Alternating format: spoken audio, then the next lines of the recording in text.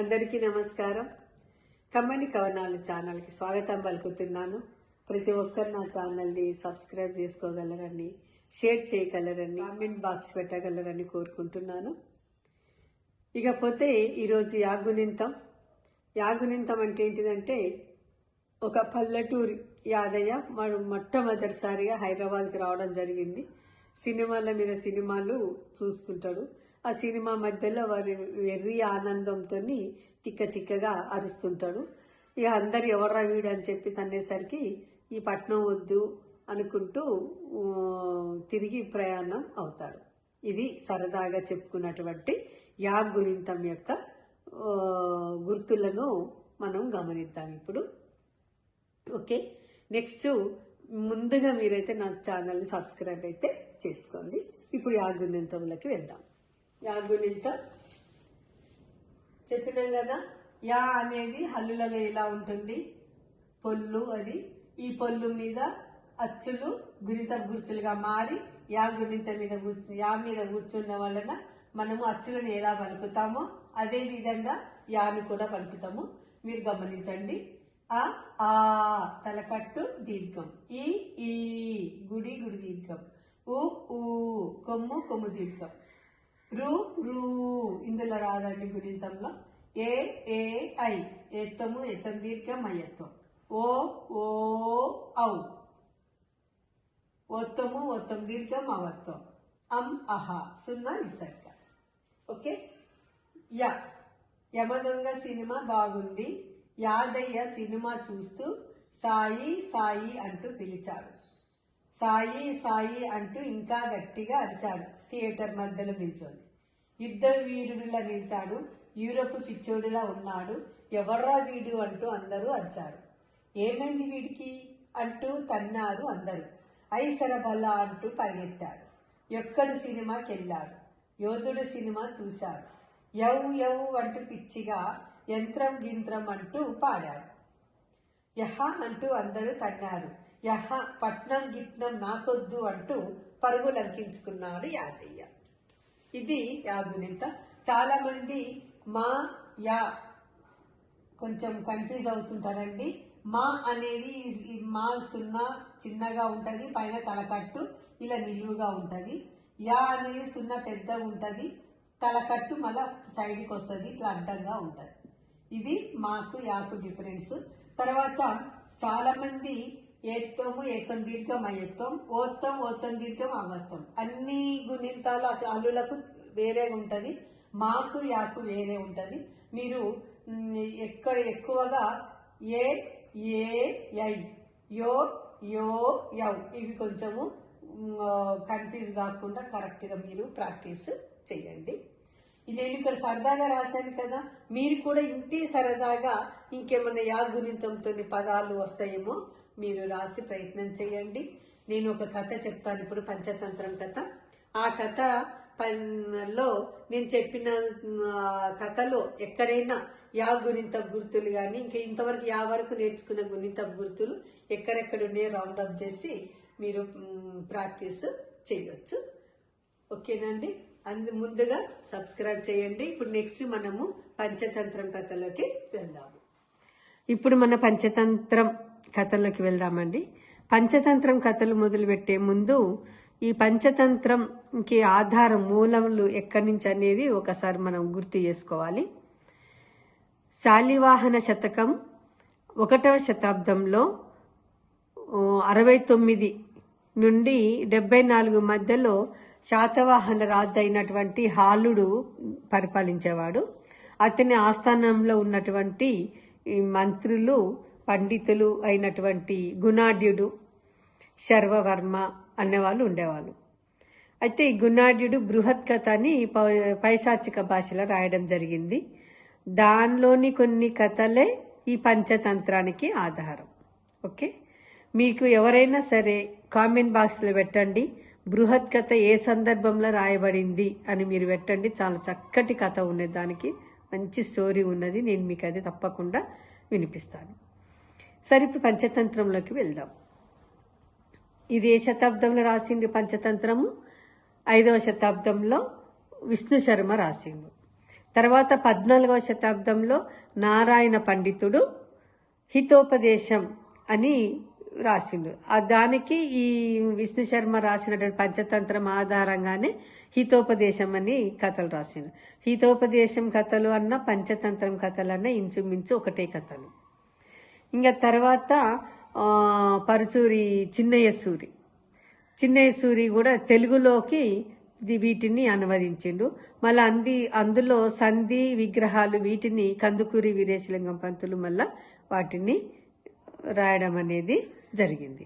Okay, ఇక next పంచతంత్రంలో ఏంటిదంటే ఇందులో కథ స్టార్ట్ అయ్యే ముందు, కథలు చెప్పే ముందు విష్ణు శర్మ కొలువై ఉన్నాడు. రాజు సుదర్శనుడు. రాజు రాజ్యాన్ని పరిపాలిస్తున్నాడు. అతని ఆ స్థానంలో విష్ణు శర్మ ఒక మంత్రి, ఒక పండితుడు కూడా.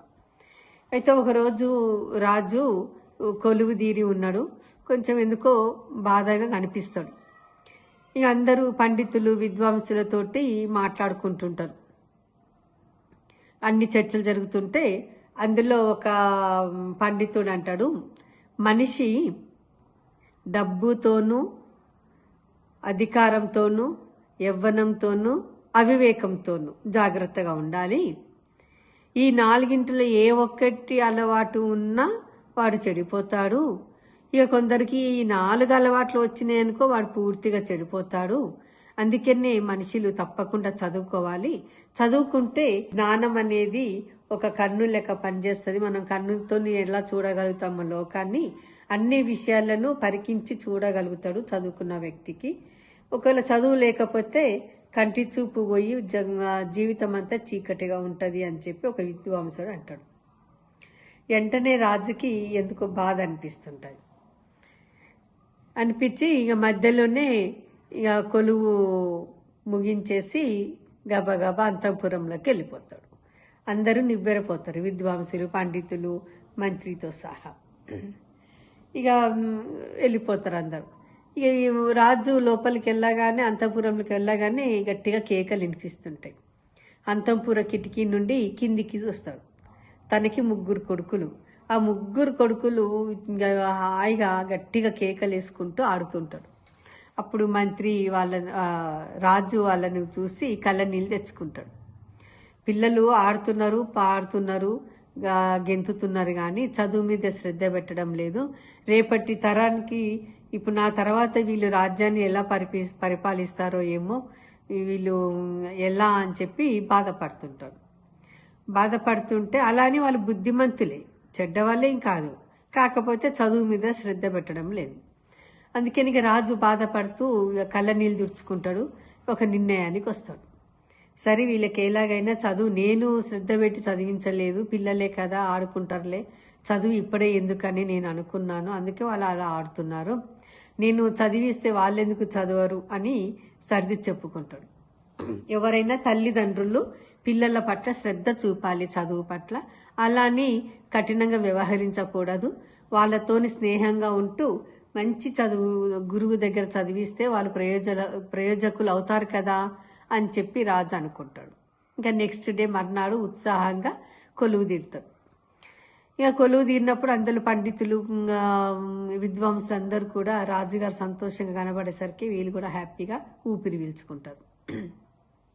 రాజు అంటాడు, ఇంక అందరూ మాట్లాడుతుంటే ఇక రాజు అంటాడు, నా కుమారులకి ఇంకా వాళ్ళు ఆటపాటలతోనే ఉన్నారు, ఇక వాళ్ళకు 10-15 ఏళ్ళు అట్లా వస్తున్నాయి కదా, వాళ్ళకు విద్య నేర్పాలి.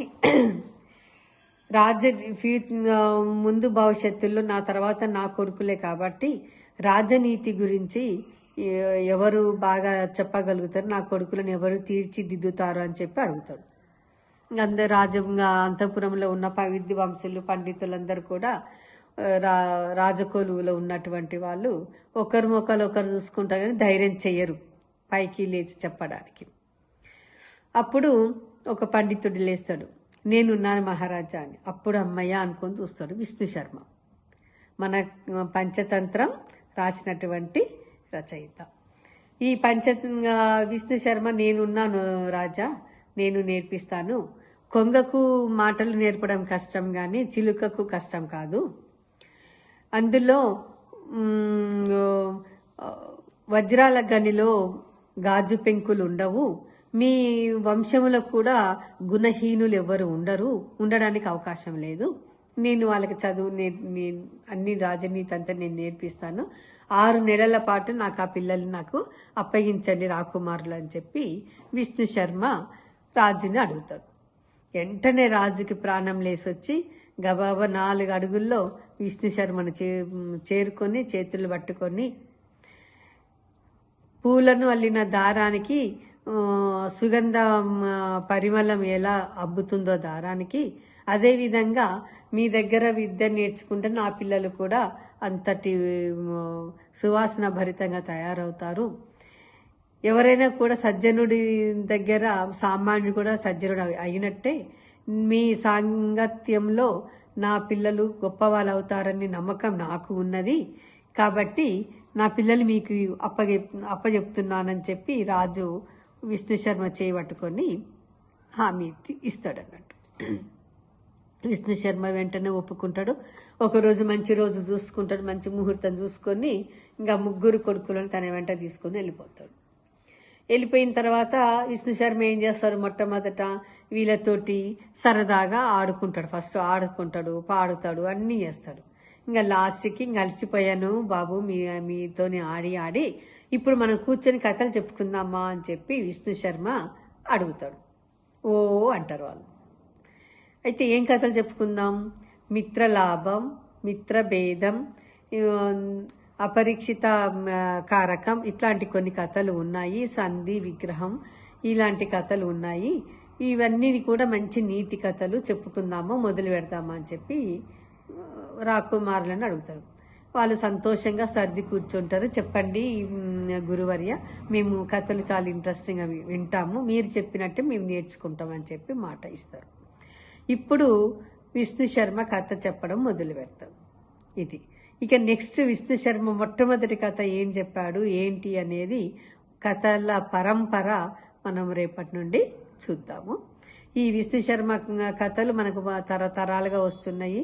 చెప్పాను కదా, దీనికి మూలాధారము బృహత్ కథ, గుణాఢ్యుడు రాసినటువంటి బృహత్ కథనే దీనికి ఆధారం. ఓకే, మీకు అందరి దగ్గర సెలవు తీసుకుంటున్నాను. రేపటి నుంచి పంచతంత్రం, విష్ణు శర్మ రాసినటువంటి పంచతంత్రం కథలు మనము ఒక్కొక్క కథను చూసుకుంటూ వెళ్దాము. మన సమాజాన్ని మనము తీర్చిదిద్దుకుందాము. ప్రతి ఒక్కరు ఇట్లాంటి కథలు వినడం వలన మీ ఆలోచన పరిజ్ఞానంలో కూడా కొంచెం మార్పు వస్తుంది. ఈ ప్రతి ఒక్కరూ తమ పిల్లలకి చుట్టుపక్కల కూడా ఆ ఆనందం అనేది వేరే ఉంటుందండి ఆ నీతి కథలు వినడం వలన. కాబట్టి సెలవు తీసుకుంటూ రేపటి నుంచి కథలు మొదలు పెట్టుకుందాం. సెలవు మరి.